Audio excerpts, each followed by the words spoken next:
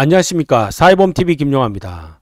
부동산 가격 상승으로 자산 격차가 확대되고 있다 하는 보고서를 국회 예산정책처가 최근 내놨습니다. 국회 예산정책처의 건일 김미애 박사팀이 분위별 자산소득 분포 분석 및 국제 비교 분석을 통한 연구 결과입니다. 물론 건일 김미애 박사팀이 근거한 자료는 통계청의 가계금융복지조사 자료를 기초로 한 것입니다. 이 소득 분배부터 알아봤는데요. 소득 분배 지표로서 진위 계수는 소득 분배 상황을 알려주는 중요한 지표입니다. 전반적으로 이 수치가 높아지면 분배 상황이 더 격차가 확대되는 거죠. 이렇게 봤을 때 우리가 이 두 가지 점을 알 수가 있습니다. 하나는 이 2016년과 2019년을 비교해 보면 이 박근혜 이명박 정부가 있었던 시절에는 경상소득의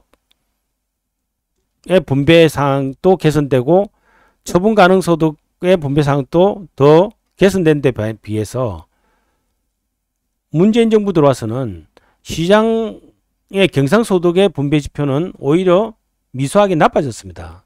정부가 조세나 복지로 분배를 개선시켜서 이 격차가 완화된 모습을 보여주고 있죠.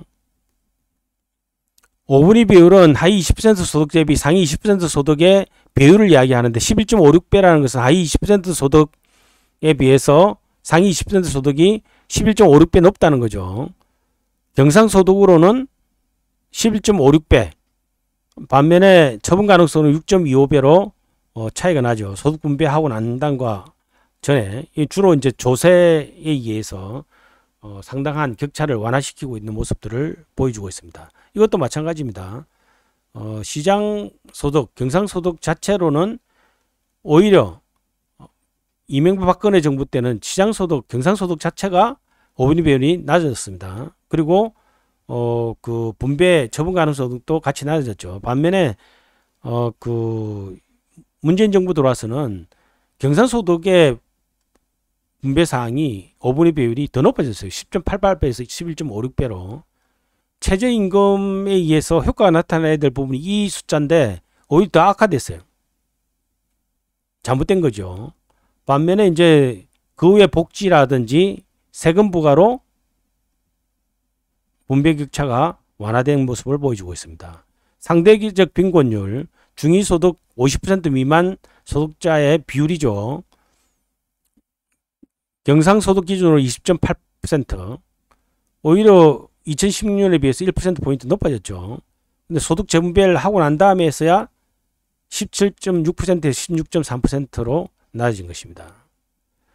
수도권과 비수도권의 자산 및 소득 격차도 오히려 확대됐습니다. 소득 격차와 자산 격차인데요.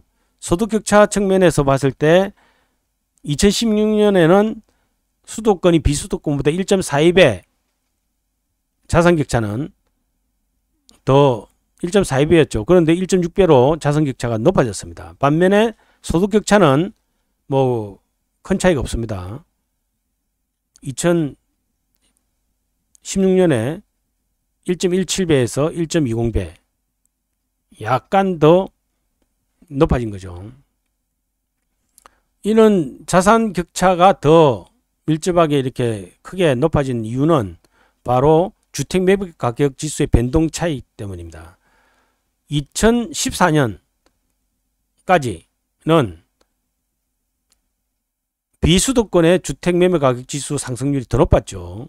수도권보다 높았습니다. 그런데 최근 문재인 정부 들어와서 수도권의 매매 가격 지수 상승률이 비수도권의 매매 가격 상승률은 마이너스인데 비해서 더 높아졌습니다. 이것이 결국 자산 격차를 확대시킨 결과를 낳았습니다.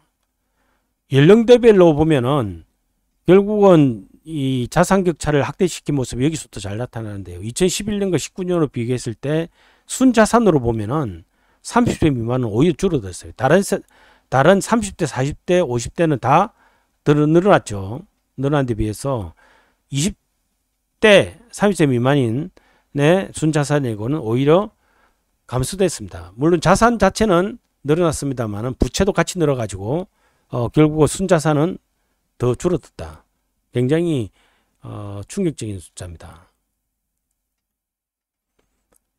국가별로 소득의 진위계수를 비교해봤습니다. OECD 평균의 소득 진위계수는 0.31인데 한국은 0.36이니까 그 OECD 평균보다 분배 사항이 좀 더 나쁘다. 소득 측면에서는 알 수 있죠. 반면에 자산의 진위계수를 보면 OECD보다 낮습니다.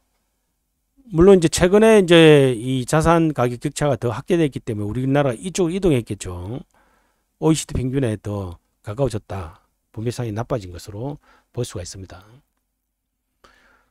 생각 포인트 첫 번째는 부동산 가격 상승으로 소득 자산 격차가 확대됐다는 점, 세대별 자산 격차 심화도 주목할 필요가 있다는 점, 그리고 특히 20대 부분의 자산 격차 확대에 대해서 우리가 완화할 방안으로서 상속세, 정력세 이런 그 부분의 완화를 검토할 필요성도 있다 하는 말씀을 드리겠습니다.